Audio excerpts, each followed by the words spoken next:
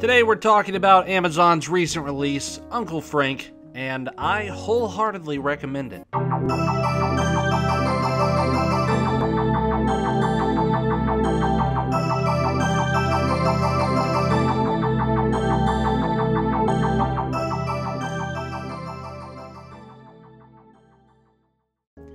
Hey folks, I've got to say, Uncle Frank is one of the better and more heartwarming movies I've seen in a while.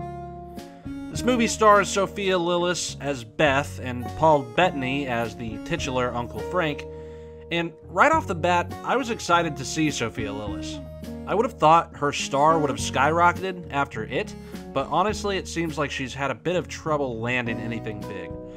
I really think she did a great job in this movie, where she plays the role of a young woman in the early 70s from the South who feels out of place with her bigoted father and her airheaded mother. Yearning to be educated and to break free from the cycle of life that she has seen her cousins and friends fall into, she follows the direction of her Uncle Frank, a professor at NYU, to move to New York to go to college. Lillis is wonderfully sweet throughout this film and makes it very easy to like her.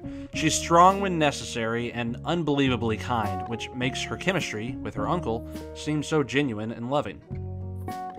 As Beth moves to the Big Apple and starts settling in, she eventually crashes a party that her uncle is throwing and learns that Frank is gay and has been in a long-term relationship with his partner Wally. Though she basically accepts him with no question, Frank explains to her that her family would likely never be able to. While all this is happening, the two of them find out that Frank's father, Beth's grandfather, has suddenly passed away. This leads the two of them, with Wally tagging along, on a cross-country road trip to get to know each other on the way back to attend the funeral. Paul Bettany absolutely kills this role. He's so smooth and smart when he's in New York, and then is able to slip between being a somewhat stern and loving father figure for Beth, and also showing great depths as his character is forced to hide his sexuality while traveling through the South, and forced to revisit some terrible memories. The film explores what it was like for some folks in the early 70s in different parts of the world, dealing with their sexuality.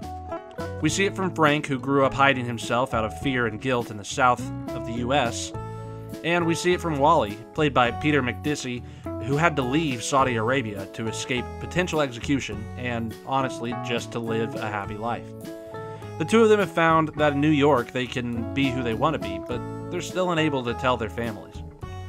Frank's family is played by an all-star cast of character actors: Margo Martindale, Steve Zahn, Judy Greer, and Stephen Root.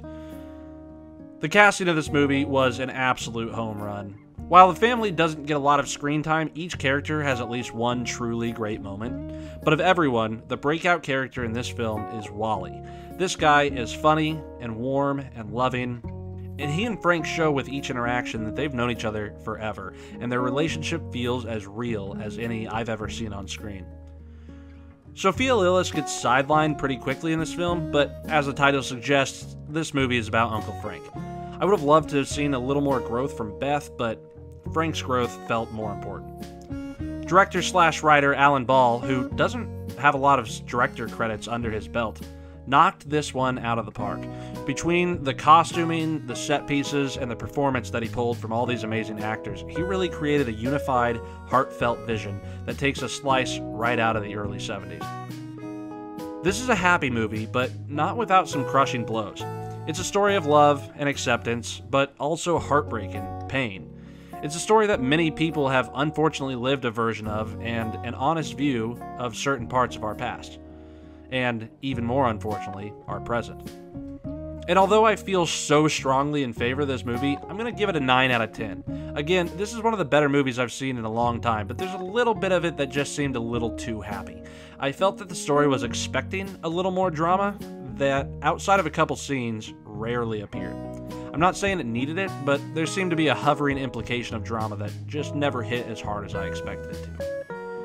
Now, at the end of the day, I loved Uncle Frank, but maybe you weren't on board. Tell me what you thought in the comments. Thanks.